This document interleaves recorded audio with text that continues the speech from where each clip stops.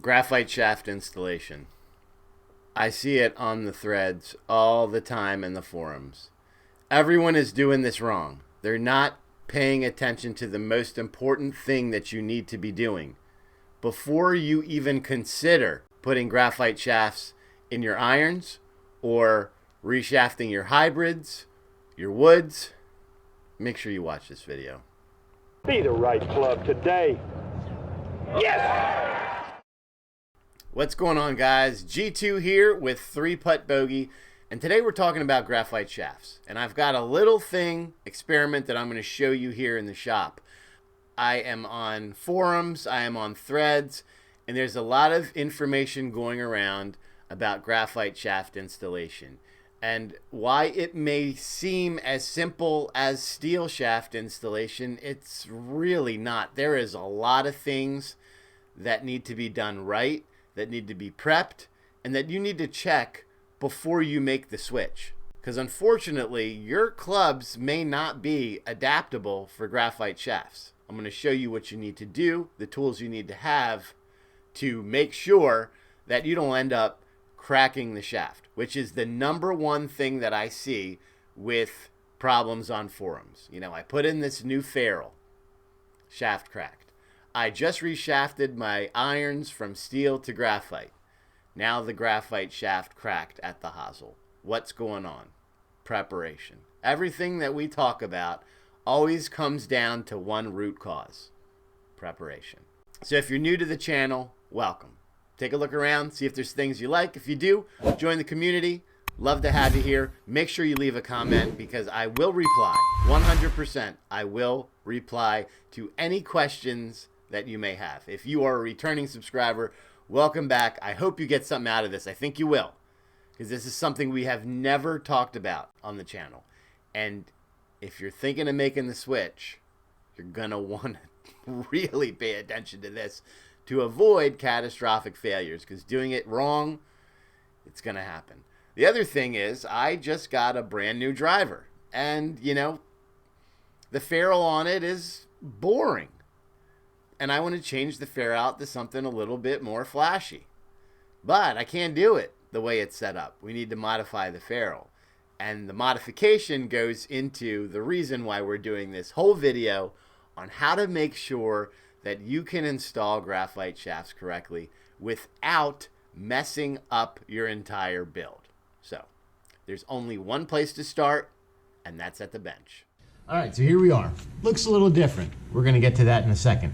But we're talking about graphite shaft installation. So it's, you know, I wish it was as easy to say as you get your graphite shaft, you prep it for length, you know, you abrade the edge, you grab yourself your ferrule, you put your ferrule on,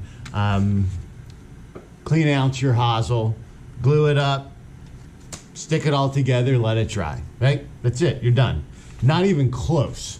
100% this shaft will break at some point right here, guaranteed.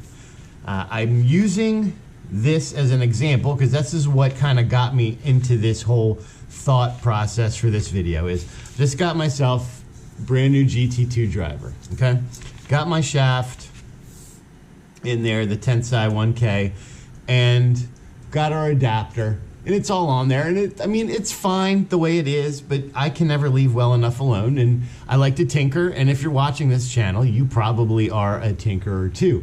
So I want to change the ferrule, right? Change it to something, not this one, but you know, something like this, a colored, BBF & Co.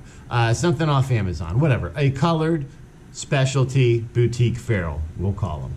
But here's the problem. I can't just take the adapter. I have tons of extra adapters. I would suggest if you find a driver you like, go and buy additional adapters, because that way you can just buy different shafts, set them up for your driver, and then just swap them in and out without having to reshaft and all this other stuff. It just makes it so much easier. And just as an example, like this is it. I've got, you know, 6 shafts here, 7 shafts that I will replace with my drivers, and they're all different. And they all have the tips already installed. Just make sure they're the right OEM for your brand, and just simply install them like you would normally do. But if you're going to use the included ferrule that comes with your tip, you're fine. If you want to change it, this is what you need to know. So the number one mistake that I see is people we're going to use this as a perfect example because we don't need to hold a long shaft here. Not that I would know anything about that anyway. So we have our adapter here. This basically will mimic the hosel of a club, right? And you've got your fancy new ferrule that you want to put onto your shaft. So if you just go ahead, install the shaft, install the ferrule just like this, you would have a problem. And the problem exists right here. Graphite, unlike steel, cannot go without some kind of protective cushion between the metal, whether it's the hosel or the adapter, and the edge of the shaft, right? You can't have shaft contacting the metal of the hosel. That is where the breakage occurs. You need a cushion. Now, you'll see with these adapters, 100 times out of 100, the ferrule that they come with has a collar. You see that little collar? And that collar fits right into the adapter. The adapter is actually beveled. You can see that bevel right there to allow for the adapter, the ferrule with the collar, to go in and create a cushion. That's what this collar is doing on the ferrule. It's creating a cushion. Now, I have seen threads on WRX and others that say, well, they're chamfered like this for a reason, so the extra epoxy gets in there, and that extra epoxy will act as a cushion. Epoxy that thin, that layer that thin, is going to crack.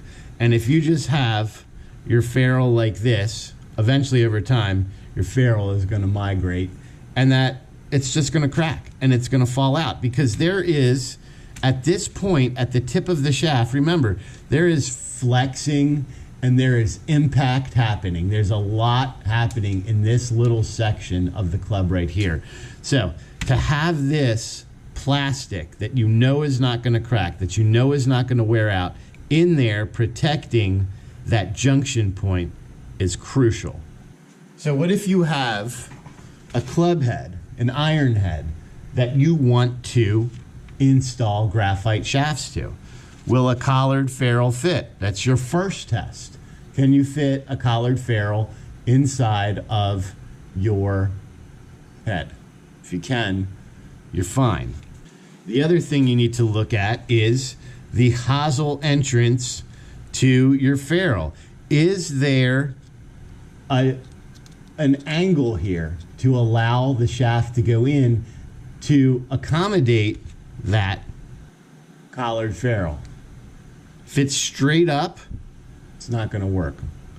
So what you will need to do is go on to, if it's straight, if you have an older model, a lot of the newer models have this cushion built in to allow for collared ferrules, to allow for graphite installation. But if you're working with an older set of irons, you may not have it.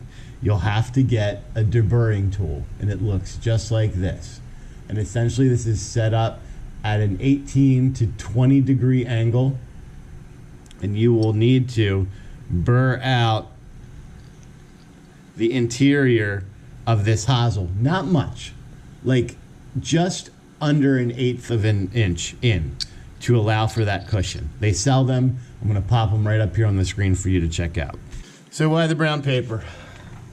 This is what I used to do tons on my gun channel, and I think this is the best way to explain it if it's not quite making sense. So we have our club head, right? We have our hosel. We're gonna expand and enlarge this just to make it easier. So you've got your hosel, okay? That goes into your club head. Now you may have, we'll do another one here. So we've got this one, over here.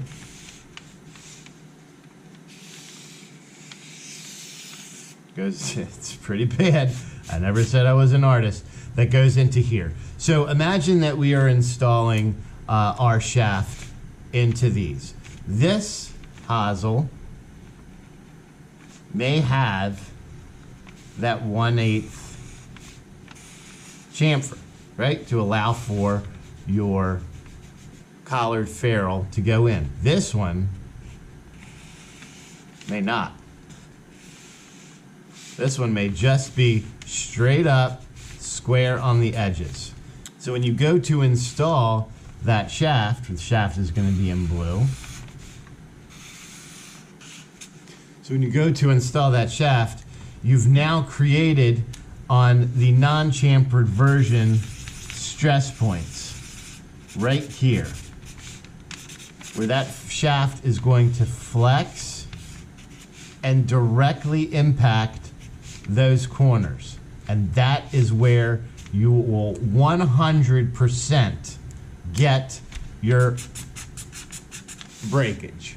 Chamfering or countersinking, whatever it is you want to call those areas, you've created a little cushion point right here. So when that shaft flexes,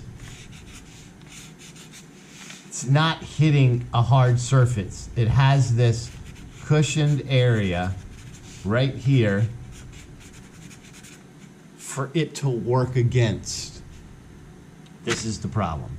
This is why you need to use a collared ferrule always when you are installing graphite shafts into anything, period.